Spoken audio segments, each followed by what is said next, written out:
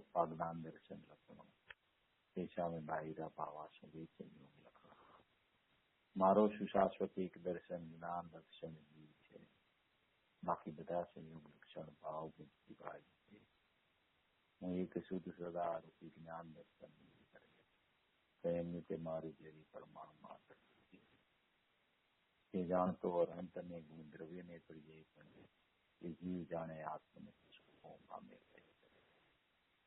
અપ્રમત કે પ્રમત નથી જે નાયક ભાવ એ રીત શુદ્ધ કથા એની જ્ઞાન તે દુર્દે તેમને તો તેમ જ જ્ઞાન નથી કારક નથી પ્રેરિત કરે જાણે જે કર્મો દેવી બરાબર તેમજ મોક્ષ ધ્રુવચલ ને અનુપમ ગતિ પામેલી સર્વે છે.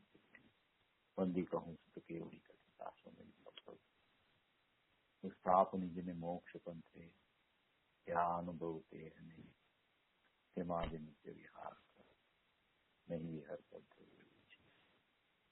ઓમ શ્રી નમસ્તે નમસ્તે નમસ્તે.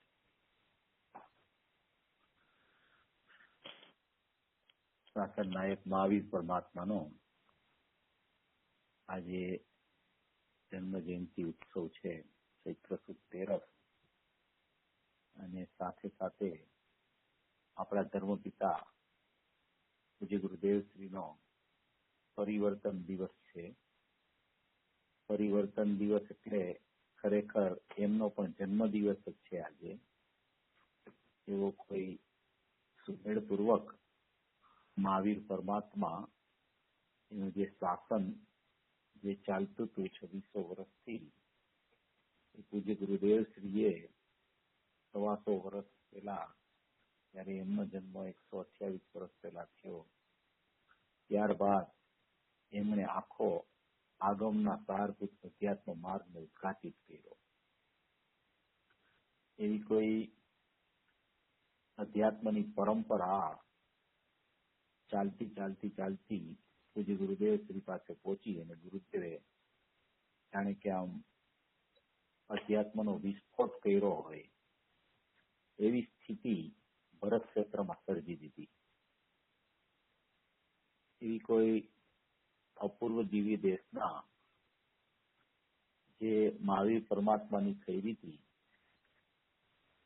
એ જ દેશનાનું અનુસંધાનને સાર્થક કરીને શ્રી ગુરુદેવ શ્રીએ કુંકુદ આચાર્યના પરમાગમોનું વિશ્લેષણ કરી અને જીનેન્દ્ર પરમાત્માનો માર્ગને ટકાવી રાખ્યો. જ્યાં જૈન દર્શન ખરેખર એકદમ અંધકારમાં ડૂબી ગયું.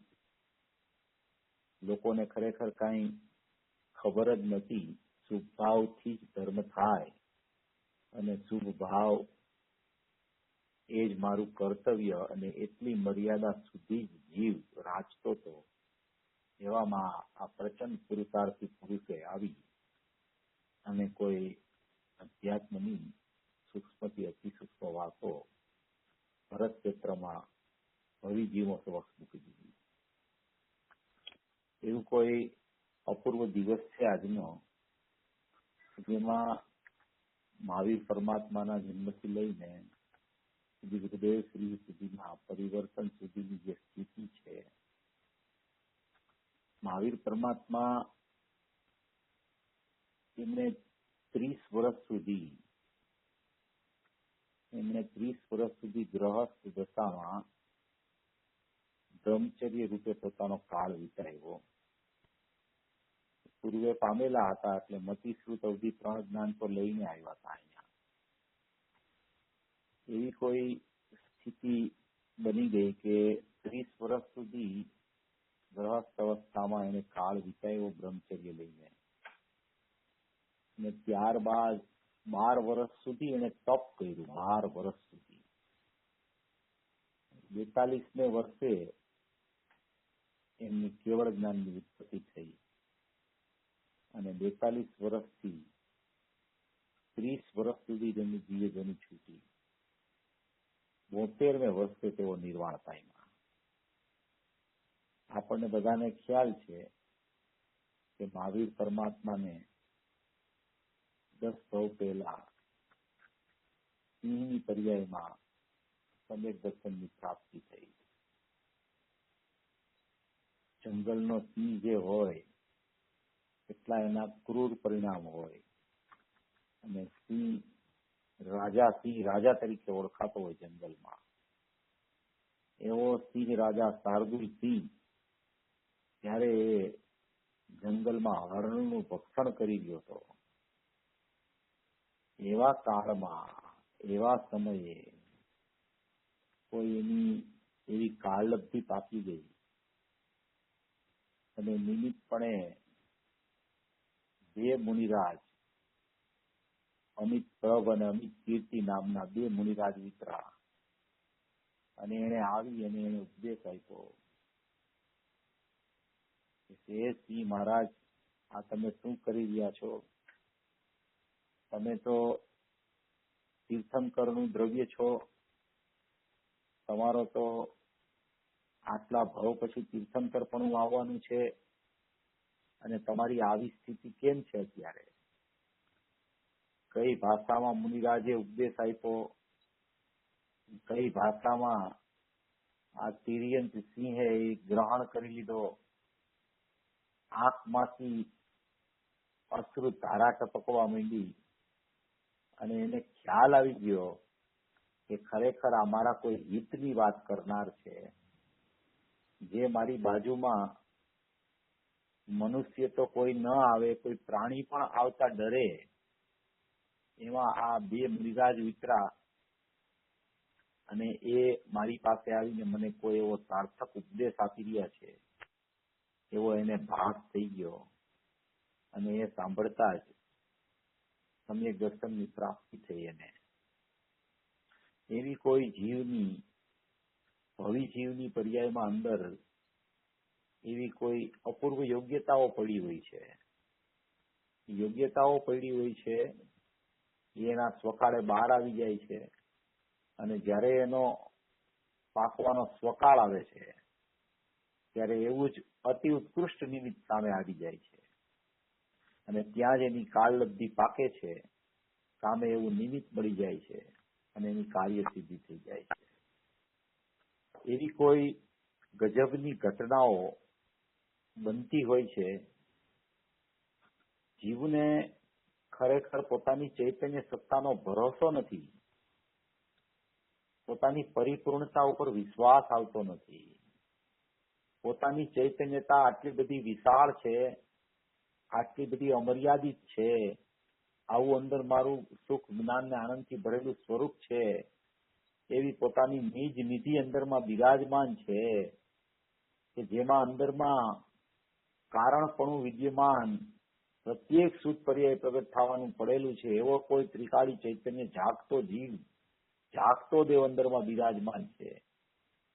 એવી સત્તા, એનો ખરેખર વિકલ્પાત્મક દશામાં પણ વિશ્વાસ નથી આવતો. એને જો એ વિશ્વાસ આવી જાય તો જેમ સિંહ મહારાજાને તિર્યંચ ગતિના કાળમાં હજી તો હરણનું ભક્ષણ કરવાનું છૂટ્યું નથી, હજી મોઢું સાફ કરવા ગયા નથી, ત્યાં બે મુનિરાજ આવી અને એને ઉપદેશ આપે છે, અને ત્યાં એની કાળલબ્ધિ પાકી જાય છે. જોવો યોગ્યતા કેટલી બળવાન ચીજ છે, કેટલી અપૂર્વતા ભરેલી છે યોગ્યતામાં. દરેક ભવિજીવ પાસે આવી યોગ્યતા પડેલી છે, કે જે ખરેખર ત્વરિતમાં પ્રગટ થઈ જાય છે. ત્વરિતમાં જ્યાં પોતાનું સ્વભાવ સન્મુખનું વલણ ચાલુ થાય છે, પોતાનો સ્વભાવ ખ્યાલમાં આવવાની શરૂઆત ત્યાં થવા માંડે છે, ત્યાં જ ખરેખર કાળલબ્ધિ પાકી જાય છે. એવી કોઈ આ સિંહ મહારાજને સમ્યક દર્શનની પ્રાપ્તિ થઈ, અને એ સમ્યક દર્શનની પ્રાપ્તિ પછી આગળ વધતા વધતા વધતા વધતા જ્યારે એનો જન્મ થયો વૈશાલીમાં, કુંડલપુરમાં, ત્યારે 30 વર્ષ સુધી ગ્રહસ્થ અવસ્થામાં એને કાળ વિતાવ્યો. બ્રહ્મચારી તરીકે રહ્યા. 12 વર્ષ તપ કર્યું, અને 30 વર્ષ સુધી એની દેશના ચૂકી. તો કેવળ જ્ઞાન થયા પછી પણ, કેવળ જ્ઞાન થાય એટલે તરત જ દિવ્યજોની છૂટવી જોઈએ. છતાં 66 દિવસ સુધી દિવ્યધ્વનિ ન છૂટી. એવી યોગ્યતા હોય છે જીવોની કે કેવડી પરમાત્મા હાજર અને દિવ્યધ્વનિનો વિરહ, એવી યોગ્યતા પણ એનો પાકવાનો કાળ નતો જીવોનો, અને સામે વાણી નીકળવાનો સ્વકાળ નતો. વાણી નીકળવાનો સ્વકાળ નહીં, દેશના સાંભળવાને લાયક જીવો હોવા છતાં દેશના ખરે નહીં, એટલે એની કાળલબ્ધિ પણ સમ્યક પ્રકારે સુસ્તારૂપ પરિણમનની પાકે નહીં, એવી કોઈ સ્થિતિ સર્જાઈ જતી હોય છે. આ બધી વાતોમાં બહુ રહસ્ય હોય છે ખરેખર. જયારે આ બધી સમજણ જીવને થવા માંડે છે ત્યારે એને બરાબર પોતાની યોગ્યતા ઉપર ભરોસો આવવા માંડે છે, એની કાળલબ્ધિ ઉપર વિશ્વાસ આવવા માંડે છે. અને જેને પોતાની કાળલબ્ધિ ઉપર વિશ્વાસ આવે છે એને કાળલબ્ધિ જ્યાંથી પાકવાની છે એવા ત્રિકાળી દ્રવ્ય ઉપર વિશ્વાસ આવી જાય છે. એવી કોઈ અપૂર્વ ઘટના 66 દિવસ સુધી વાણી ન કરી. બોલો,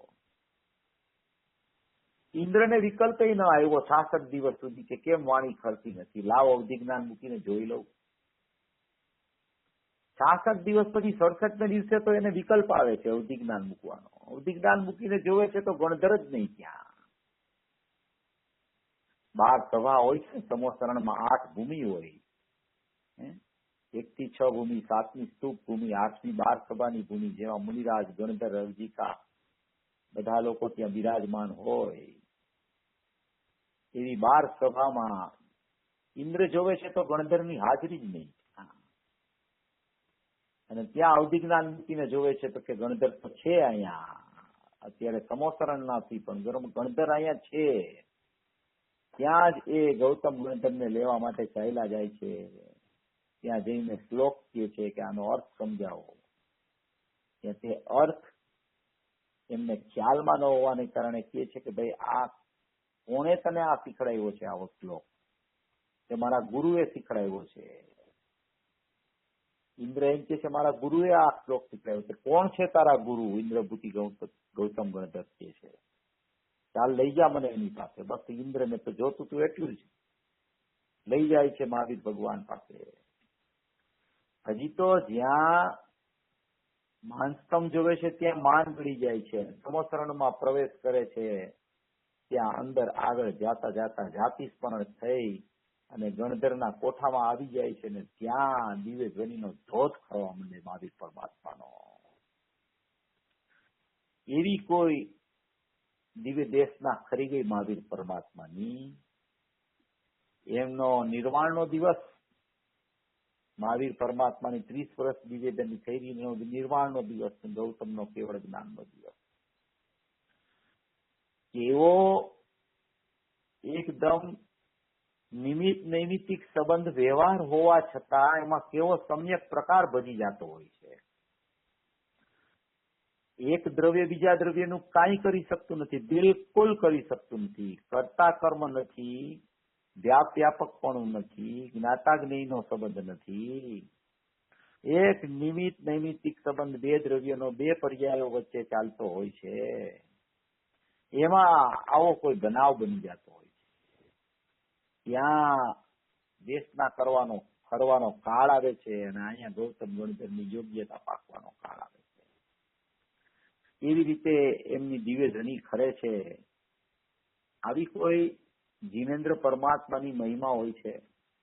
મહાવીર ભગવાનના 11 ગણધર હતા, એમાં પ્રમુખ ગણધર તરીકે ઇન્દ્રપતિ ગૌતમ હતા.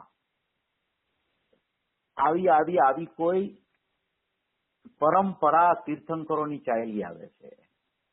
જે મહાવિદ્ય ક્ષેત્રમાં 20 વિયરમાન તીર્થંકર સદાય વિદ્યમાન હોય છે. એકને 84 ગણધર હોય છે.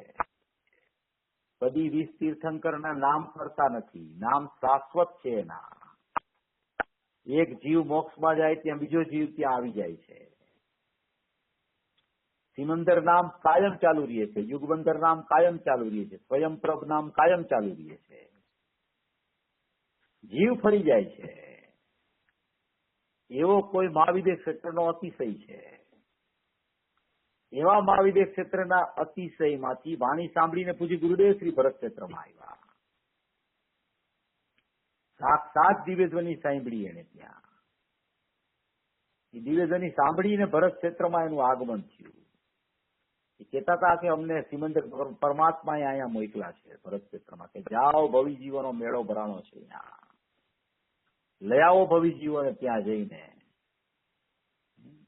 અને 608 ના વિમાન 6 મહિના ને 8 સમયે ચાલતા હોય છે એમ ઘણા ભવિ જીવોનો મેળો ભરત ક્ષેત્રમાં ભરાણો છે. એક પછી એક, એક પછી એક, એક પછી એક જીવ મોક્ષમાં જવાનો છે.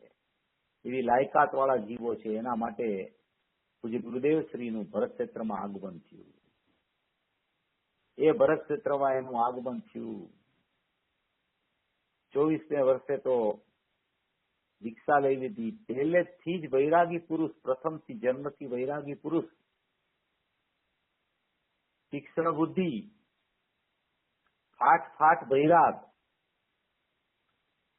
કોઈ પણ પ્રવૃત્તિમાં ચાલતી હોય તો પણ પેલા આત્મકલ્યાણનું કાર્ય કર્યા બાદ બીજી પ્રવૃત્તિમાં એનો સમય જાય, એવી તો કોઈ એની સ્થિતિ.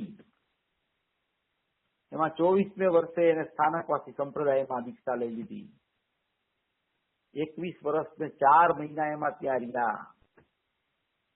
24મા વર્ષ પછી 8 વર્ષ પછી 70માં દીક્ષા સંવતમાં 1970માં 1978માં સમયસર હાથમાં આવ્યું. આગળ મહિનામાં દામનગરના દામોદર શેઠ પાસે. અને એ સમયસર હાથમાં આવ્યું ત્યાં જ એવા શબ્દો સરી પડ્યા કે આ તો અશરીરી થવાનું શાસ્ત્ર છે. એ શબ્દો કેમ સરી પડ્યા અશરીરી થવાનું શાસ્ત્ર છે? એ શાસ્ત્ર હાથમાં આવતા જ પૂર્વનું અનુસંધાન થવા માંડ્યું એને, કે આ વાત તો મેં ક્યાંક સાંભળેલી છે. આ હું વિચારતો તો 8 વર્ષથી કે આ સ્થાનકવાસી સંપ્રદાયમાં આ વાત ક્યાંય નથી. એ વાત આ સમયસારમાં ભરેલી છે અને એ પૂર્વે મેં સાંભળેલી છે મહાવિદ્ય ક્ષેત્રમાં. સાક્ષાત હાથીના ઓદે બેસી અને 3 ટાઈમ સિમંદર પરમાત્માની દિવ્યધ્વનિ ફરતી સાંભળવા હું જતો હતો.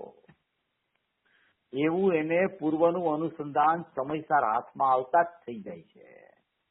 એ અનુસંધાન થાય છે, સ્મરણ થઈ જાય છે પૂર્વનું, એટલે શબ્દો સરી પડે છે કે આ તો અશરીરી થવાનું શાસ્ત્ર છે.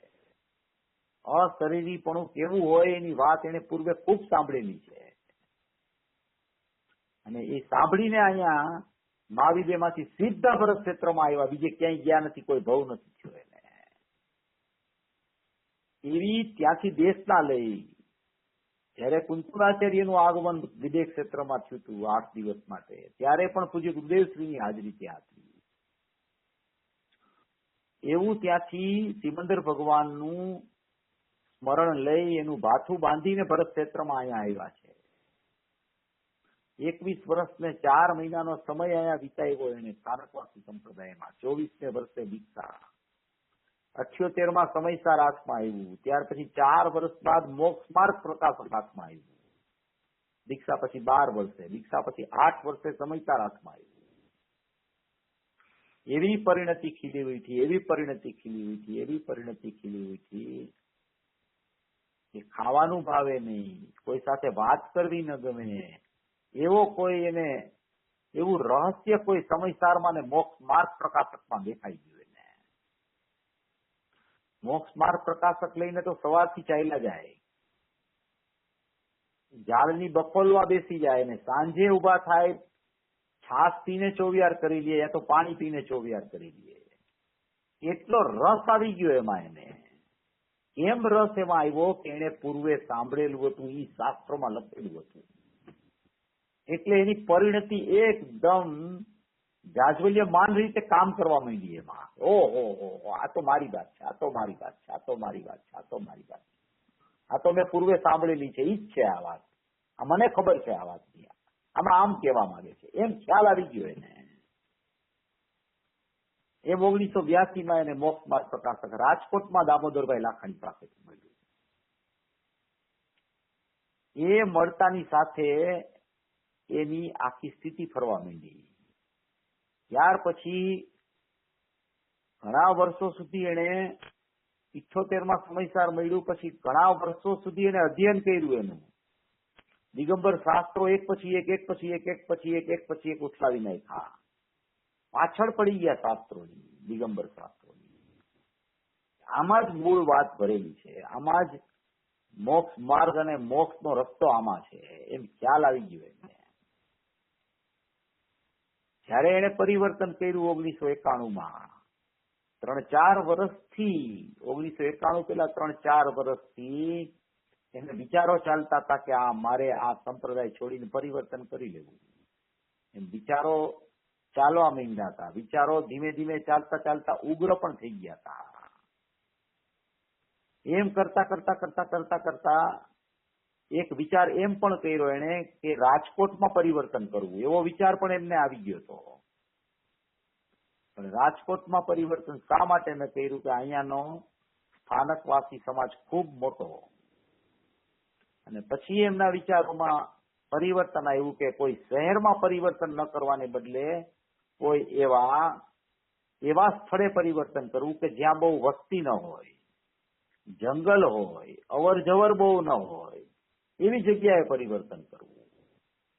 અને એવામાં એ ભાવનગર જતા સોનગઢ થોભી ગયા અને સ્ટાર ઓફ ઇન્ડિયામાં 1991માં એને આ સંપ્રદાયનું ચિહ્ન છોડી પાર્શ્વનાથ ભગવાનના ફોટાની સમક્ષ પોતે એ ચિહ્નને મૂકી મોપતિનો ત્યાગ કરી અને જાહેર કર્યું કે હું દિગંબર શ્રાવક છું, હું મુનિ નથી. એવી કોઈ સિંહ વૃત્તિ વાળો પુરુષ કે જે સ્થાનકવાસીમાંથી સંપ્રદાય પરિવર્તન કરવું. હાલમાં પણ ઘણા જીવો ત્યાં છે, એ લોકોને ખ્યાલ આવી ગયો છે કે અમારો આ પંથ બધા સાચો નથી, દિગંબર ધર્મ જ સત્ય છે. પણ આવું હિંમત વાળું કાર્ય પૂજ્ય ગુરુદેવ સિવાય કોઈ ન કરી શકે. આપણા ઉપર પરમ ઉપકાર છે આ પુરુષનો. એમણે પરિવર્તન આપણા હિત માટે કર્યું. કરુણા જીવોની એને આવી ગઈ. પોતાના હિત માટે તો કર્યું જ પેલા, પણ અનેક જીવોનું આમાં હિત સમાયેલું છે. એવી તીર્થંકરનું દ્રવ્ય હોય છે, એને કરુણા અંદરથી ચાલતી જ હોય છે. એવું આ તીર્થંકરનું દ્રવ્ય, જે પોતે કહી ગયા કે અમે ચોથા ભવે ધાતુકી ક્ષેત્રમાં, ધાતુકી ખંડમાં સૂર્યકીર્તિ નામના તીર્થંકર થઈને અમારો મોક્ષ થવાનો છે.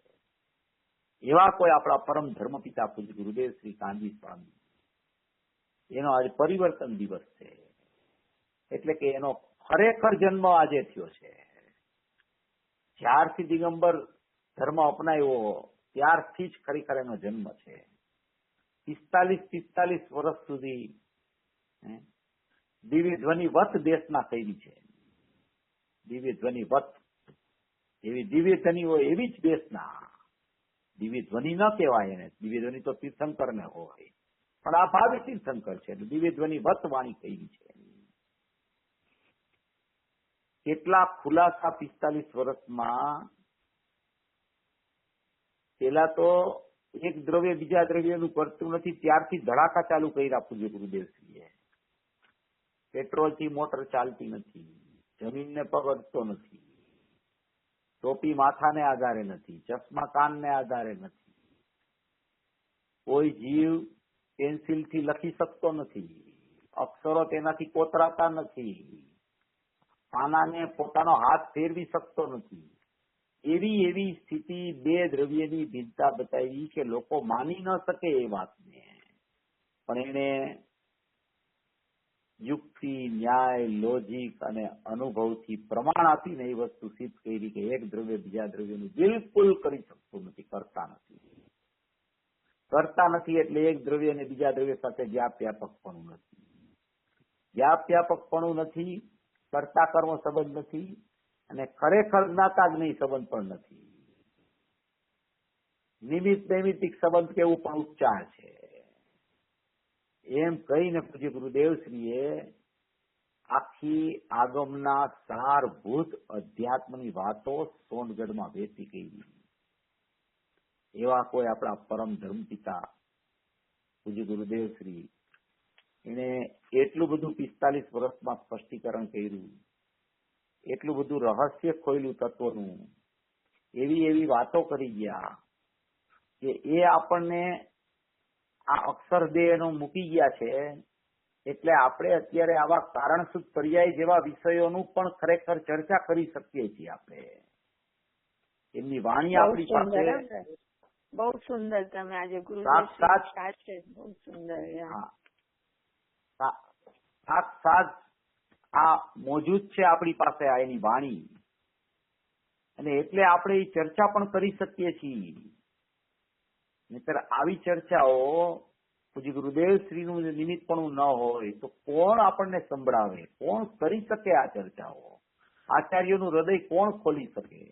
જીનેન્દ્ર પરમાત્માનો માર્ગ કોણ આગળ વધારી શકે? 2000 વર્ષથી શાસ્ત્રો પડ્યા હતા આચાર્ય ભગવાનના, કોઈએ પાનું ખોયલું નહોતું કુંકુદ આચાર્યના શાસ્ત્રોનું. કોઈને ખબર નથી અમૃતચંદ્રાચાર્યની ટીકા આવી અદભુત બેનમૂન થઈ ગઈ છે. કોઈને ખ્યાલ નતો કે આ સમયસાર અશરીરી થવાનું શાસ્ત્ર છે. જેના શાસ્ત્રો હતા એ અજાણ હતા એનાથી. દિગંબરો એમ કહે છે કે અમને ખબર નહોતી કે અમારા શાસ્ત્રોમાં અશરીરી થવાનો માર્ગ પ્રકાશેલો છે. કાનજી સ્વામીનો ઉદય થયો અને એને અમને અંગુલી નિર્દેશ કરીને બતાવ્યું કે જો આર્યો તારો પરમાત્મા શાસ્ત્રમાં બતાવ્યો છે. જો દરેક પાને તારું નામ લખ્યું છે કે તું શુદ્ધ છો, તું અનાદિ અનંત છો, તું એકરૂપ છો, તું ચૈતન્ય છો, તું જ્ઞાન ને સુખથી ભરેલો છો. તારું પરિણમન શુદ્ધ થવાનું જ, તારું પરિણમન થવાનો તારો સ્વકાળ પાકે એવો તારો સ્વભાવ છે. એની બદલે મોરાગ દ્વેષમાં ક્યાં તું ભટકસ? એમ કરીને એને બતાવ્યું કે આ સમયસારમાં અશરીરી થવાનો માર્ગ પ્રકાશિતો છે. એવી કોઈ અપૂર્વ દેશના પૂજ્ય ગુરુદેવશ્રી આવી. જેટલો માનીએ એટલો ઉપકાર ઓછો છે પૂજ્ય ગુરુદેવશ્રીનો. એમ લાગે કે કેટલા વર્ષો પાછળ જોવો તો આવું સ્પષ્ટીકરણ ક્યાંય દેખાતું નથી. ભલે ઘણા સાધકો થઈ ગયા, ઘણા સમ્યક દ્રષ્ટિ પણ થઈ ગયા, પણ સ્પષ્ટીકરણ આવું ક્યાંય જોવા મળતું નથી. આ પુરુષ છે પોતે તીર્થંકરનું દ્રવ્ય, પોતે સાક્ષાત તીર્થંકર પરમાત્માને સાંભળીને આવ્યા. વર્ષો સુધી એને ત્યાં વાણી સાંભળી અને ત્યાંથી સીધા તાજો માલ લઈને ભરત ક્ષેત્રમાં આવ્યા. તો કોઈ એવો બનાવ બની ગયો કે એને અહીંયા આવવું પડ્યું અહીંયા. અને આપણા કોઈ એવા ભાગ્ય હતા, આપણી કોઈ ઉપાદાનની જાગૃતિ થવાનો કોઈ કાળ પાકી ગયો હતો. એટલે એ આપણી ઉપાદાનની જાગૃતિ નિમિત્તને આયા ખેંચી આવી. એવી કોઈ બનાવ એવો બની જતો હોય છે, એવી કોઈ દેશના ખરવાનો કાળ આવી જાય છે કે આવા પરમ ધર્મ પિતાનો એના આવવાના કાળે આપણો જન્મ થયો. ઝાઝા વર્ષ પણ ન થયા. ઘણાને તો પ્રત્યક્ષ પરિચય થયો, ઘણાને પરોક્ષ થયો. એને પણ ખરેખર પૂજ્ય ગુરુદેવશ્રીની વાણીથી એને ખ્યાલ આવી ગયો કે ખરેખર આ જ સત્ય માર્ગ છે. આ પુરુષ જે કહે છે એમાં જ ખરેખર મારો મોક્ષ માર્ગ અને મોક્ષ પ્રગટ થશે એવો એને ખ્યાલ આવી ગયો સાંભળતા જ. જુઓ તમે, શ્રીમદ રાજચંદ્રજી થઈ ગયા, એની વાણી આપણી પાસે નથી. સોગાનીજી થઈ ગયા, એની વાણી આપણી પાસે નથી. રાજમલજી, ભાગચંદજી, ટોડરમલજી, બનારસી દાસજી, એની વાણી નથી આપણી પાસે. પછી ગુરુદેવશ્રીની વાણી બચી ગઈ છે આપણી પાસે. એ વાણીના માધ્યમથી કોઈ ચમત્કારિક વાણી છે એ પુરુષની. એવી કોઈ ચમત્કારિકતા છે કે સાંભળતા જ એમ થાય કે હમણાં ભાવભાષણ થઈને અનુભૂતિ થઈ જશે. એવો કોઈ એમ લાગે કે આમ ધ્રુવના ઢોલ વગાડતા ધ્રુવમાં લઈ જતા હોય એવી ચૈતન્યતા બતાવે, એવું સુખમયપણું બતાવે, એવું આનંદમયપણું બતાવે, એવું નિત્યપણું બતાવે, અવિનાશીપણું, એકરૂપપણું, ધ્રુવપણું, શાશ્વતપણું, નિત્ય નિરાવરણપણું, અખંડ પરંપરિણામિક ભાવપણું, અવિનાશીપણું, એકરૂપપણું, ધ્રુવપણું, અભેદપણું, નિત્યપણું, અખંડપણું. એવી કોઈ એની દેશનામાં એવી કોઈ બૂંદ ટપકતી હોય છે, એવી કોઈ ધ્રુવની તારારૂપી એવી સરવાની ફૂટતી હોય છે પૂજ્ય ગુરુદેવ શ્રીની વાણીમાં. એવો ચમત્કાર છે એની વાણીમાં. સાંભળતા જ રહી, સાંભળતા જ રહી, સાંભળતા જ રહીને સાંભળતા સાંભળતા સાંભળતા સાંભળતા એમ થાય કે ઓહો, હમણાં ભાવ ભાષણનો કાળ પાકીને અનુભૂતિ આવી જશે હાથમાં. એવી કોઈ આ પુરુષની દિવ્ય વાણી, કોઈ અપૂર્વ વાણી. પૂજ્ય બેનશ્રીએ કીધું કે પૂજ્ય ગુરુદેવ શ્રીને શ્રુતની લબ્ધિ છે. આ કાળનો અચંબો છે આ પુરુષ તો.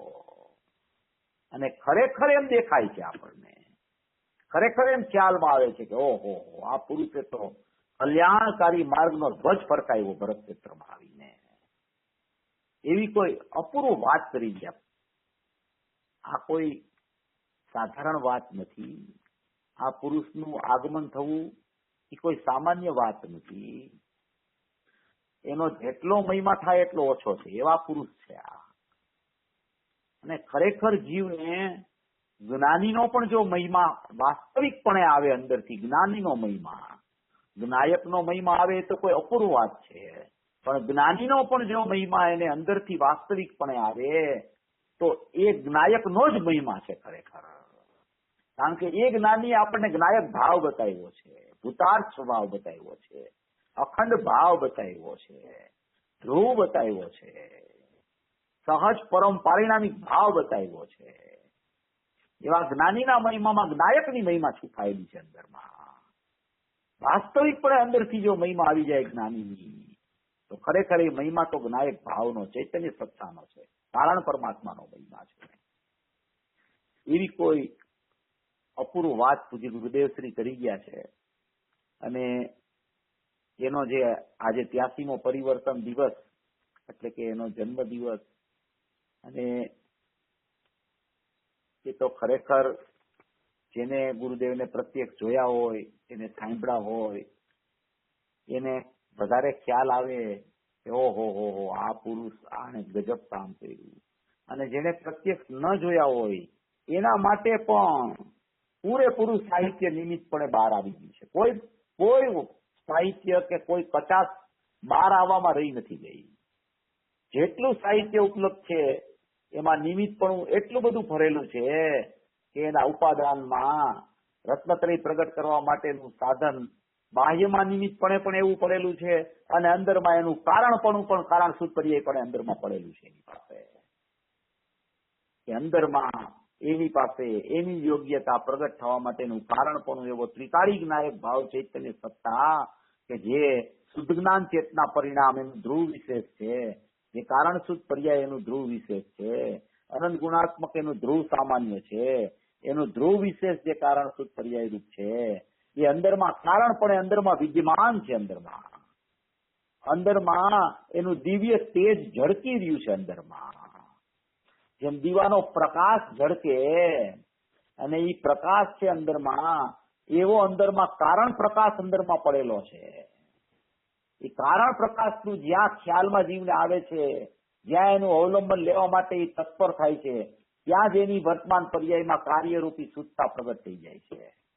એવું કારણપણું પ્રત્યેક જીવ પાસે અંદરમાં પડેલું છે. અંદરમાં એનો કારણ સ્વભાવ શુદ્ધ જ્ઞાન ચેતના પરિણામ અંદરમાં વિદ્યમાન છે. એમાં કોઈ ખલેલ આવતી નથી. એ નિત્યપણે કારણપણું રહેલું છે. જેમ નિત્યપણે ધ્રુવ રહેલો છે એમ નિત્યપણે કારણપણું અંદરમાં રહેલું છે. એમાં ક્યાંય બિલકુલ બાધા આવતી નથી. પ્રત્યેક સમયે, હરેક સમયે એ કારણપણું અંદરથી દેવા તૈયાર વિદ્યમાન છે. તૈયાર. કાર્ય લેવા માટે તું તત્પર થા, કાર્યને તું કારણ લેવા માટે તત્પર થા. તું કારણ લેવા માટે તત્પર થાઈશ તો અંદર કારણપણું પડ્યું છે તો કાર્ય આવ્યા વગર નહીં રહે શુદ્ધતા રૂપી. એવી કોઈ અપૂર્વ વાત આ કારણ શુદ્ધ પર્યાયની પૂજ્ય ગુરુદેવ શ્રીએ નિયમસાર શાસ્ત્રના આધારે 3જી ગાથા, 7મી ગાથા, 9મી ગાથા, 10, 11, 12, 13 ગાથા, 15 ગાથા એમાંથી આ કાઢી છે પૂજ્ય ગુરુદેવ શ્રીએ. આખા નિયમસારમાં ઘણી જગ્યાએ આ ચર્ચાઓ કેટલી જગ્યાએ કારણસૂત્ર પર્યાયની ચર્ચા આચાર્ય ભગવાને મૂકેલી છે. પૂજ્ય ગુરુદેવ શ્રી ત્યાં સુધી કહે છે કે ઘણી જગ્યાએ છે, પણ અમે એ વાત બહુ નથી કરતા. સામાન્ય જીવોને આ વાત બેસશે કે નહીં એ પ્રશ્ન થાય છે. પંડિતોને પણ વાત ન બેઠી તો હવે આ સામાન્ય જીવોને બેસશે કે કેમ? પણ આપણે અત્યારે જે આ ચર્ચા કરીએ છીએ એ જીવો હવે તૈયાર થઈ ગયા છે. પૂજ્ય ગુરુદેવ શ્રીના કેટલા પ્રવચનો, અસંખ્ય પ્રવચનો છપાઈ ગયા છે અક્ષરશ, અને લોકો સાંભળતા થઈ ગયા છે, વાંચતા થઈ ગયા છે. વિષયોને ન્યાય કેવી રીતે આપવો, વિષયોને ગ્રહણ કેવી રીતે કરવું, ક્યાં કયો વિષય કઈ રીતે રહેલો છે એનું પૃથક્કરણ કરતા જીવો શીખી ગયા છે. એટલે એને કોઈ વિષય અઘરો નથી લાગતો. એકદમ એને બરાબર પોતાની વાતો એવો લાગે છે. કોઈ પણ વિષય તમે આપો એ રુચિનું બધું ઉગાડું રાખી અને એ ગ્રહણ કરી લે છે જીવ. એટલા માટે આ પૂજ્ય ગુરુદેવ શ્રી આટલી બધી વાત કારણ પર્યાયની પણ લીધી છે. એને ખબર છે કે ઉત્તરોત્તર કાળે આ ચર્ચા સમજવા વાળા જીવોનો પણ ઉદય થશે, અને જ્યાં એવો ઉદય થશે અને એને ખ્યાલ આવશે ત્યાં એને કારણપણું મળી જશે તો કાર્ય બહાર આવ્યા વગર નહીં રહે. સુત્તા રૂપી કાર્ય આવશે આવશે ને આવશે.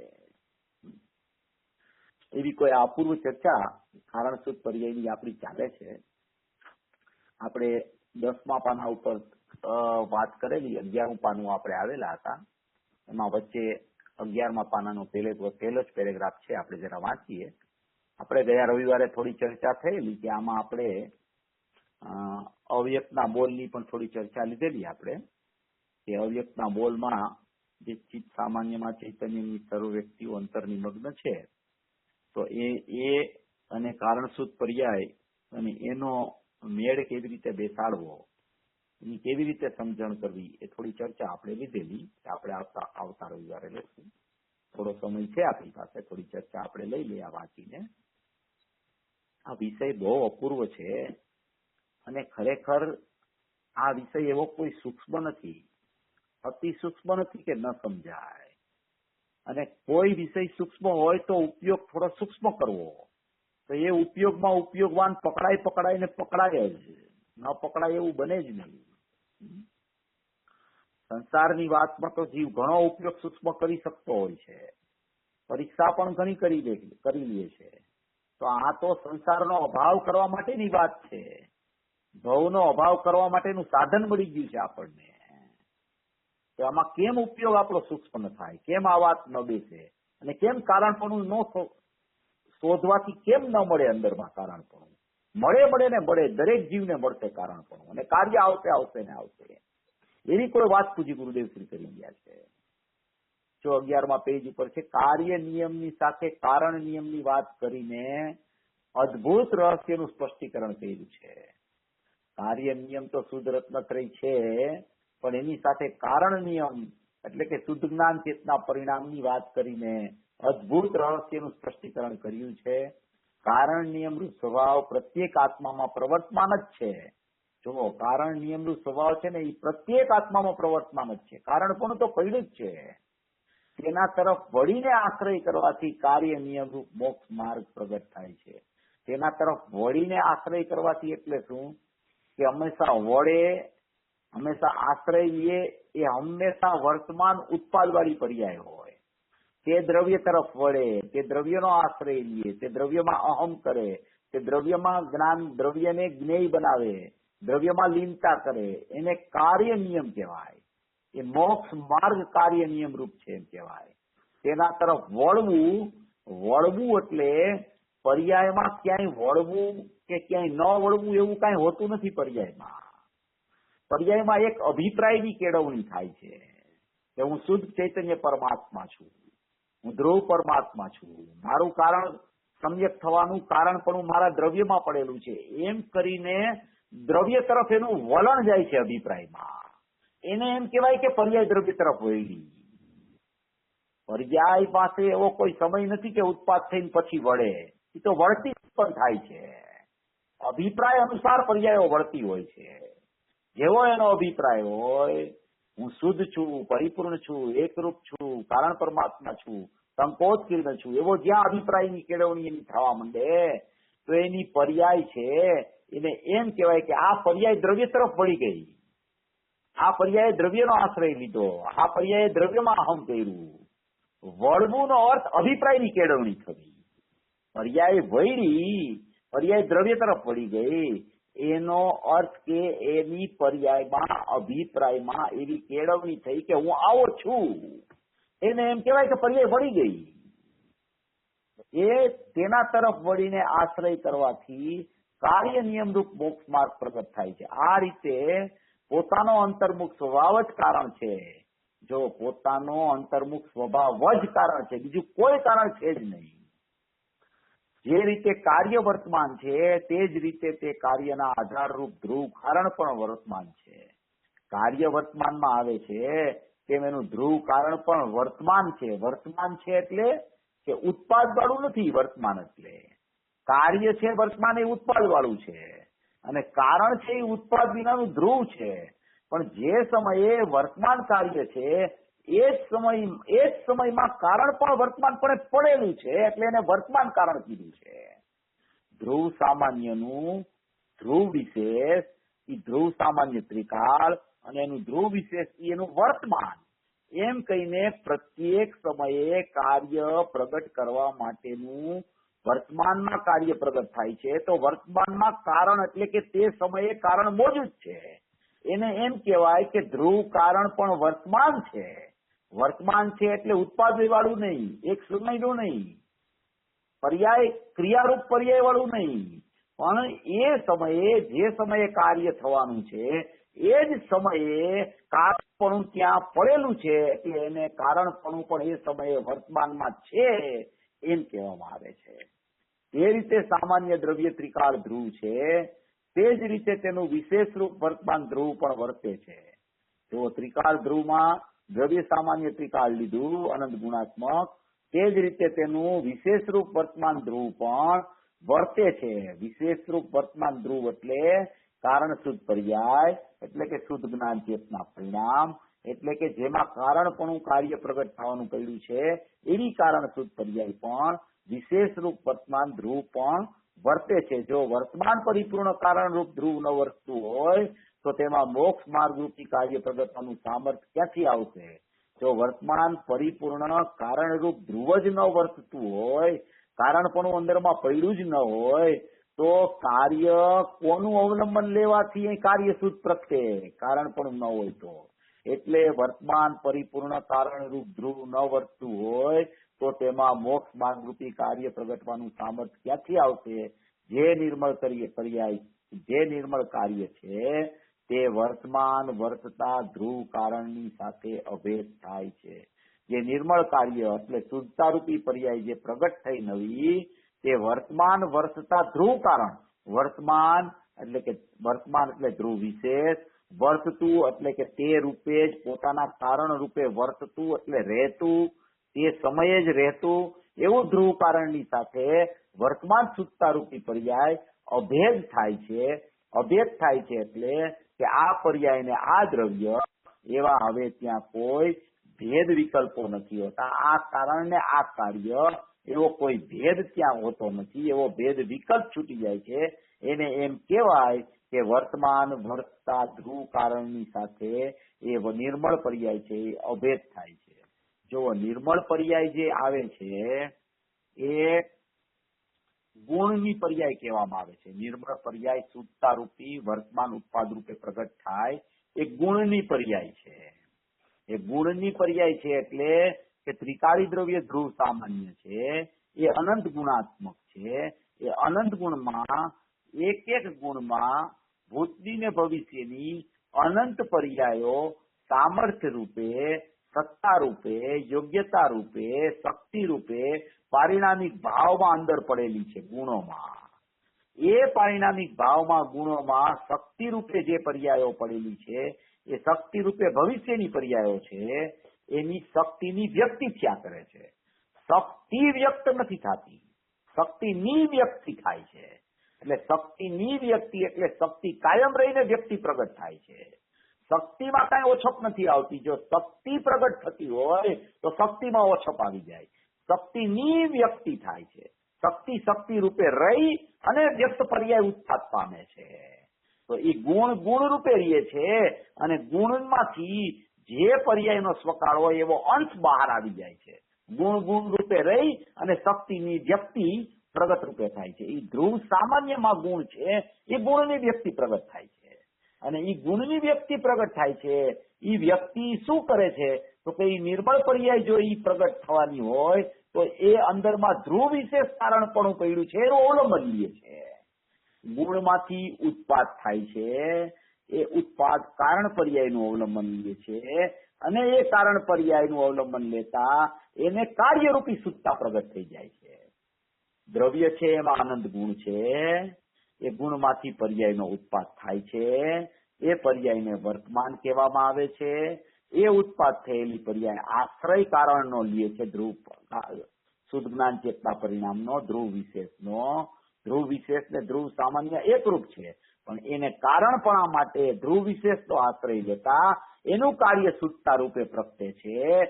તો એમ કહેવામાં આવે છે કે આ શુદ્ધતા રૂપી પર્યાયે કારણપણાનો આશ્રય લઈને શુદ્ધતા રૂપી પરિણમન પ્રગટ કર્યું અને એ પર્યાય આઈવીતી ગુણમાંથી એ પ્રગટ થઈ ત્યારે શુદ્ધ થઈ ત્યારે એને કારણપણું મળ્યું કારણ શુદ્ધ પર્યાયમાંથી અને એ શુદ્ધ થઈ એક સમય રહી અને બીજે સમયે પાછી વ્યય થઈ અને જે ગુણમાંથી પ્રગટ થઈ હતી એ ગુણમાં પારિણામિક ભાવ પાછી સમાઈ ગઈ. એ આ અવ્યક્તના ત્રીજા બોલનો ભાવ છે. અને કારણપણું એને મળે છે એ કારણ શુદ્ધ પર્યાયમાંથી મળે છે. કારણ શુદ્ધ પર્યાય છે એ તો કારણ આપવા માટે જ સમર્થ છે, કારણ આપવા માટે સક્ષમ છે. એમાં કારણપણું જ પડ્યું છે. ધ્રુવ વિશેષમાં કારણપણું વિદ્યમાન છે અને અનંત ગુણો ધ્રુવ સામાન્ય રૂપે પડેલા છે. એ ગુણોની પર્યાય હોય છે. એ ગુણોની પર્યાય વ્યક્ત રૂપે પ્રગટ થાય છે અને એ વ્યક્ત પ્રગટ થતી પર્યાય કારણ પર્યાયનું અવલંબન લેતા સુત્તારૂપ પરિણમી જાય છે. સુત્તારૂપ પરિણમે એક સમય વર્તી સુત્તારૂપ પરિણમે અને બીજે સમયે વ્યય થાય. વ્યય થઈને પાછી ગુણમાંથી આવી હતી ગુણમાં પાછી સમાઈ જાય છે પારિણામિક ભાવ રૂપે. એ પારિણામિક ભાવ થઈ ગયો. બહાર આવી તો ક્ષયોક્ષમ ભાવ હતો, અંદર ગઈ તો પાછો પારિણામિક ભાવ થઈ ગયો. અંદરથી બહાર આવી ત્યારે પારિણામિક ભાવમાંથી પર્યાય ઉત્પાદ પામી, તો એ ઉત્પાદ પામી ત્યારે એનો ક્ષયોક્ષમ ભાવ, ઔદયિક ભાવ, ઔપસમિક ભાવ કે ક્ષાયિક ભાવ હતો. એ ચાર ભાવ પર્યાયરૂપ પરિણમનના ભાવ છે. અંદરમાં કોઈ ચાર ભાવ નથી, અંદર પારિણામિક ભાવ છે. એ પારિણામિક ભાવમાંથી પર્યાય પ્રગટ થાય છે, કારણનો આશ્રય લે છે, સુત્તા રૂપે પરિણમી જાય છે. સુત્તા રૂપે પરિણમતી બીજે સમયે વ્યય થઈ જાય છે. વ્યય થાય છે તો જે પર્યાય અંદરથી આવી હતી એવી યોગ્યતા સુત્તાની લઈને અંદર પાછી ચાલી જાય છે. એવી રીતે ગુણોમાંથી ઉત્પાદ થઈ કારણનો આશ્રય લઈ સુત્તા રૂપે પર્યાય પરિણમી પાછી વ્યય થઈને ગુણોમાં અંદર સમાઈ જાય છે. એને એમ કહેવામાં આવે છે કે ચિત્ત સામાન્યમાં ચૈતન્યની સર્વ વ્યક્તિઓ અંતર નિમગ્ન છે અને એ બહાર આવીને કારણ પરમાત્માનો આશ્રય લઈ કારણપણું એને મળે તો સુત્તા રૂપી પરિણમન પ્રગટ થઈ જાય છે. આવી કોઈ અદભુતતા અંદરના સ્વભાવની ભરેલી છે. ધ્રુવ સામાન્ય એમાં અનંત ગુણો, એની સાથે ધ્રુવ વિશેષપણે વર્તતી અનંત કારણ શુદ્ધ પર્યાયો, ધ્રુવ સામાન્યના અનંત ગુણો, ગુણોમાંથી થતી વર્તમાન ક્રિયાશીલ પર્યાય ઉત્પાદરૂપ, એ ઉત્પાદરૂપ પર્યાયને આશ્રય અંદર કારણ પરમાત્મામાં રહેલી કારણ પર્યાયનો અને એ કારણપણું મળતા અહીંયા સુત્તાની પ્રગટતા અને એ સુત્તાની પ્રગટતા થઈને બીજે સમયે વ્યય અને એ વ્યય થઈને એ પાછી ગુણમાં સમાતી પરમ પારિણામિક ભાવમાં જતી પર્યાય. એવી રીતે આખું ફંક્શન અનાદિથી આવી રીતે ચાલી રહ્યું છે. અનાદિથી આવી રીતે પરિણમન ચાલી રહ્યું છે. પણ કારણપણું છે એનો જ્યાં સુધી જીવ વર્તમાન પર્યાય પ્રગટ થતા વેત આશ્રય નથી લેતો તો એની પર્યાયમાં શુદ્ધતારૂપી ભાવ નથી પ્રગટતો. એનો આશ્રય પર તરફ હોય છે તો અશુદ્ધતારૂપી પરિણમન થઈ જાય છે અને અશુદ્ધતારૂપી પરિણમન પણ એક સમય ટકે છે. એ અશુદ્ધતા બહાર રહી જાય છે અને એ પર્યાય જે ગુણમાંથી આવી હતી ગુણમાં પારિણામિક ભાવે પાછી સમાઈ જાય છે. એવી રીતે આખી દ્રવ્ય પર્યાયની વ્યવસ્થા છે. ધ્રુવ સામાન્ય અને ધ્રુવ કારણ વિશેષની વ્યવસ્થા છે. વર્તમાન ઉત્પાદ બેયની પણ આવી રીતે વ્યવસ્થા છે. આવો આખો પોતાનો ચૈતન્ય પરમાત્મા છે. આવો પોતાનો સ્વભાવ છે. એવા પોતાના સ્વભાવને સર્વભવી જીવો લક્ષમાં લઈ આજના મહાવીર પરમાત્માના જન્મ કલ્યાણક દિન અને પૂજ્ય ગુરુદેવ શ્રીના કોઈ મહાભાગ્ય યોગ્ય થયા પરિવર્તન દિવસ કે જે ખરેખર એનો જન્મદિવસ કહેવામાં આવે છે, એવા દિવસે પોતાની ભાવનાનું સાર્થકપણું પોતાના ધ્રુવ સામાન્યમાં અર્પિત કરી અને ખરેખર શુદ્ધતા રૂપી પરિણમન સર્વે ભવી જીવો કરે એવી મંગલ ભાવના.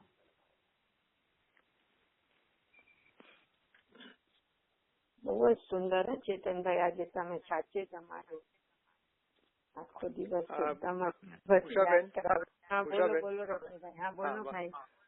ચેતનભાઈ જયેન્દ્ર. હા, જયેન્દ્ર બોલો. ચેતનભાઈ, આપણે આ વખતે સોનગઢમાં હતો ને, તો રમેશભાઈ મંગલ સાથે વાત થયેલી થોડી.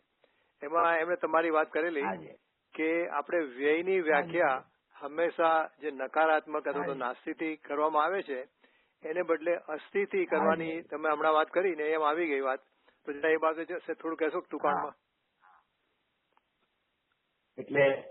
એટલે એમાં શું વ્યયમાં અસ્થિથી વાત એટલે શું, મને ખ્યાલ ન આવ્યો, તમે પૂછો છો? અચ્છા, એમને કહેલું કે તમારી સાથે ચર્ચા થયેલી કે વ્યયને આપણે કે પર્યાયનો નાશ થયો એમ કહીએ, એને આપણે વ્યય કહીએ તો નાસ્તિથી વ્યાખ્યા થઈ, પણ અસ્થિથી વ્યાખ્યા તમે કરેલી બહુ સુંદર હતી. એટલે મને એવું યાદ છે કે એટલે પર્યાયનું પારિણામિક ભાવે પાછું મળી જવું એ વ્યય છે. એટલે હા હા, તમારી હમણાં વાત કરી ને આપણે ત્રીજા બોલ પ્રમાણે કે નાશ તો છે ને, નાશ તો ભાવનો થતો હોય છે. જો એક વસ્તુ છે કે નાશમાં અને વ્યયમાં બહુ મોટો ફરક છે. નાશમાં અને વ્યયમાં બહુ ફરક છે. નાશ છે એ હંમેશા મિથ્યાત્વનો નાશ થાય છે અને પર્યાયનો હંમેશા વ્યય થાય છે. અને પર્યાયનો વ્યય થઈ અને એ પારિણામિક ભાવે પાછો રીએ છે. મિથ્યાત્વનો નાશ થાય છે એટલે એ પારિણામિક ભાવે નથી હોતું. જયારે પર્યાય છે એ પર્યાય ઉત્પાદ થઈ છે ગુણમાંથી અને પર્યાયનો વ્યય થાય છે ગુણમાં. તો એ ઉત્પાદ થઈ એ પણ ગુણમાંથી ઉત્પાદ થયો છે, વ્યય થઈ એ પણ ગુણમાં ગઈ છે. તો એ વ્યયનું પણ અસ્તિત્વ છે અંદરમાં વ્યયનું અસ્તિત્વ છે. એ વ્યય થઈ અને અંદરમાં સમાણી છે, એ અસ્થિ રૂપે છે વ્યય પણ ત્યાં અંદરમાં. જયારે મિથ્યાત્વ છે કે કોઈ પણ શુદ્ધતારૂપી પરિણમન પણ છે, તો એ નવું થતું હોવાને કારણે એ નાશવાન કહેવામાં આવે છે. તો એ નાશવાન કહેવામાં આવતું હોવાને કારણે એ પર્યાયમાં ભજતો ભાવ હોવાને કારણે પર્યાયને નાશવાન થઈ દીધી છે. પણ ખરેખર પર્યાય તો વ્યય થાય છે, પર્યાય સમાઈ જાય છે અંદરમાં. એ પૂજ્ય ગુરુદેવ શ્રી કહે છે કે પર્યાય દ્રવ્યમાં ગુણપ થઈ જાય છે, એટલે અંદર સમાઈ જાય છે અંદરમાં. જ્યારે ભાવનો વ્યય છે, ભાવનો નાશ થાય છે. અને ભાવ એટલે શું? કે પર્યાયમાં નવો થતો ભજતો ભાવ, મિથ્યાત્વનો ભાવ. એ મિથ્યાત્વનો ભાવ નાશવાન છે, એ ક્યાંય હોતો નથી. પર્યાય અંદર ચાલી જાય તો મિથ્યાત્વ ક્યાંય નથી હોતું. પછી એ અંદર પર્યાય ચાલી ગઈ તો વ્યયરૂપ થઈ ગઈ. એટલે એને વ્યયને પણ અંદરમાં પારિણામિક ભાવે જતો જોવામાં આવે તો પારિણામિક ભાવે દેખાય છે, અને એને નાશથી જોવામાં આવે તો એને મિથ્યાત્વ ઉપર નજર ચાલી જાય છે, એમ કહેવાનો આશય છે એમાં. એ અમારે તો ઘણી લાંબી ચર્ચા થઈ હતી, એ બહુ લાંબો વિષય છે. કારણ કે અમે સવારે અહીંયા ચાલવા જાય ને ત્યારે 1 કલાક ચાલતી ચર્ચા, ત્યારે એમાં ચર્ચા થઈ હતી. સુંદર, બહુ સુંદર. હા, ઓકે. હા, પણ આ વાત બહુ સાચી છે કે વિષય લાંબો છે ને, એટલો લાંબો થી એની અંદરમાં જ્ઞાનમાં વિસ્તાર થાય અને તો પકડે જીવ, તો બહુ જ મંગળકારી ચર્ચા છે. એકદમ વાત સાચી છે. ચેતનભાઈ, બીજો સવાલ હતો, જુદી જાતનો સવાલ છે કે ગુરુદેવશ્રીના હાથમાં જે સમયસર આવ્યું દામોદર શેઠ પાસેથી, એ જે સમયસર હતું એ સમયસર અત્યારે તમે કીધું રાજકોટમાં કોઈની પાસે છે અત્યારે? સોનગઢમાં જ છે ને. સોનગઢમાં ગુરુદેવની ઓલી રૂમમાં પડ્યું છે, અંદર બ્લોકમાં. એ લોકો આપણને જોવા આપે છે, આપણે અહીંયા વિનંતી કરીએ ને તો જોવા આપે છે શાસ્ત્ર. રાજકોટમાંથી પૂજ્ય ગુરુદેવ શ્રીને મોક્ષ માર્ગ પ્રકાશક મળ્યું હતું. રાજકોટમાં એક દામોદરભાઈ લાખાણી હતા, એની પાસેથી મોક્ષ માર્ગ પ્રકાશક મળ્યું હતું એમને. રાજકોટમાંથી મળ્યું હતું. એટલે મારે ખાલી એ જાણવું હતું કે પરમ શુદ્ધ પ્રભાવક મંડળ જે શ્રીમદે સ્થાપેલું ને, એમણે જે સમયસર પ્રિન્ટ કરાવેલું, એની પહેલી આવૃત્તિ વિક્રમ સંવત 1975 કરેલી, એટલે પહેલી બહાર પડેલી, અને ગુરુદેવશ્રીના હાથમાં આવ્યું 3 વર્ષ પછી 1978. એટલે હું વિચાર કરતો હતો કે એ જ આવૃત્તિ એમના હાથમાં આવી હશે કદાચ. અગાસવાળી 75 હા એ જ આપી દામોદરભાઈ એમને 75 કાર્ય. અને તો એમાં એ કાર્ય જયારે પૂરું થયું હા તો એ જે એક કોપી મારી પાસે પણ છે. તો એમાં ટીકા જે છે ને, ટીકાનો અનુવાદ હિન્દીમાં એનો અનુવાદ પંડિત જયચંદજી છાબડાએ કર્યો હોય એવું લાગે છે. કે ટીકાનો જે હિન્દીમાં છે એટલે એ હિન્દી થયેલું હતું અને ભાવાર્થ પણ છે જુદો જયચંદજી છાબડાનો. એટલે એ જે આખું હિન્દીમાં છે એ જયચંદજી છાબડાએ એનો હિન્દીનો અનુવાદ પણ કરેલો, જે અનુવાદ આપણે અત્યારે ગુજરાતીમાં જોઈએ છીએ સોનગઢ વાળો. હા છે બરાબર. એ તો એનો જયપુરમાં એવી એક ચર્ચા ચાલેલી કે ભાઈ એમ કે આ સમયસાર છે તો એમ કે એનું હિન્દી તો થવું જ જોઈએ એમ. તો ઘણા લોકો એમ કહેતા હતા પંડિતોની સભા ભરાણી કે ભાઈ આનું હિન્દી આપણે આનું અનુવાદ કરશું તો એમ કે ભાઈ આમાં તો નિશ્ચયની જ વાતો છે. પછી ત્યાં કોઈ એવો પ્રશ્ન ઉઠાયો કે ભાઈ ગધેડા સાકર ખાવાથી મૃત્યુ પામી જતા હોય તો શું કાંઈ મનુષ્યએ સાકર ન ખાવી, એમ નિશ્ચયની વાત કોઈ ન સાંભળવી, એમ કરીને પછી આખો કળશ ઢોળ્યો જયચંદજી છાબડા ઉપર. એ વિદ્વાન હતા એમ કે એને જવાબદારી સોંપો કે એ અનુવાદ કરશે. અને પછી ત્યાં એને અનુવાદની જવાબદારી સોંપાણી એને અનુવાદ કર્યો જયચંદજી છાબડાએ. અને એ તો તમને ખ્યાલ હશે કે આપણે અહીંયાથી પણ એક પરમાર્થ સમયસાર વચનિકા બહાર પડી છે ને, મંગલાયતનથી મોટું પુસ્તક છે આખું. એમાં જયચંદજી છાબડા વચનિકાકાર છે, એનો આખો મોટું લખાણ છે આખું બધું. તમને ખ્યાલ છે? મોટો પુસ્તક છે મંગલાયતનથી વાત. હા તો એ છે ત્યાં મંગલાયતનથી મારી પાસે છે એ પુસ્તક. એ પંડિત જયચંદજી છાબડાએ જે અનુવાદ કર્યો હતો ને એનું આખું મોટું પુસ્તક છે. લગભગ મને એમ છે 800-900 પેજનું પુસ્તક છે. 1055 પેજનું પુસ્તક છે. 1055. ગુરુદેવશ્રી ઘણી વખતે જયચંદજી છાબડાની વાત કરતા હોય છે, રાઈટ ચેતનભાઈ? ગુરુદેવશ્રી એમનો ઘણી વખતે વાત કરતા હોય છે એમના પ્રવચનમાં, જયચંદજી છાબડાનો ખુલાસો, એમનો અનુવાદ ને આ પુસ્તિકાનું નામ પણ ભાવાર્થ કરેલો છે ને, ભાવાર્થ એમને સમયકારનો કરેલો છે ને, ભાવાર્થ એમનો છે જયચંદજી છાબડાનો. હવે તમે ડ્રોપ થઈ જશો, પણ આ વાત નિયમસારમાં કેમ આવી ને સમયસરમાં કેમ નહીં આવી, એમ અમારો પ્રશ્ન એ છે. દ્રષ્ટિ પ્રદાન ગ્રંથમાં કેમ નહીં આવી? આમાં આવી છે, એ પ્રશ્ન પૂછ્યો છે આમાં બુકમાં જ છે. આ બુકમાં જ છે કે આમાં મોક્ષ માર્ગ અને મોક્ષનું નિરૂપણ નિયમસારમાં આવ્યું છે ને, એટલે એ મોક્ષ માર્ગ ને મોક્ષનું કારણ પણ ક્યાં છે એના માટે થઈને આ વાત કારણ શુદ્ધ પર્યાયની નિયમસારમાં આવી છે. એટલા માટે નિયમસારમાં આવી, સમયસારમાં નથી આવી. સમયસાર અપ્રતિબુદ્ધ ને પ્રતિબુદ્ધ થવાનું શાસ્ત્ર છે, એટલે એમાં પણ મોક્ષ માર્ગની ચર્ચા છે, પણ ખાસ કરીને નિયમસારમાં મોક્ષ માર્ગ અને મોક્ષની ચર્ચા વિશેષપણે હોવાને કારણે આમાં કારણ શુદ્ધ પર્યાયની ચર્ચા વિશેષપણે આવી છે, એમ ગુરુદેવે જ ખુલાસો કર્યો છે. તો આમાં છે ને પેજ નંબર આમાં છે, આપણે હમણાં આવશે, આપણે વાંચશું ને એમાં આવશે, આમાં છે, આમાં જ ગુરુદેવે ખુલાસો કર્યો આવશે. જય જિનેન્દ્રભાઈ, મને લાગે છે હવે ચેતનભાઈ ડ્રોપ છે. હા ભાઈ, ટાઈમ થયું છે આપણો. તો આજના આવા શુભ દિવસે જીનવાણી લેવાનું કોઈ બહેનોને ભાવ છે તો લ્યો, નહીં તો પછી હું લઉં છું. હું લઉં છું. હા તો લ્યો બેન, લ્યો.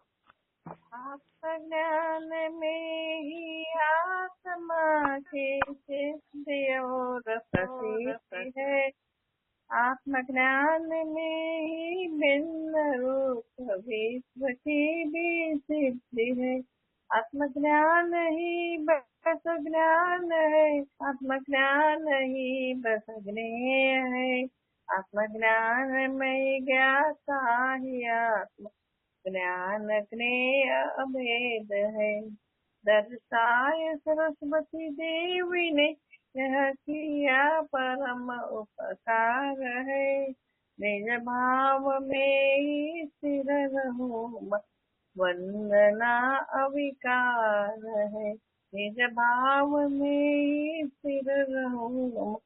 वंदना अविकार है, जिन वाणी के ज्ञान से सूझे आसन लो, तो वाणी न सकनमु सदा देत हो दो, सदा देत हो दो।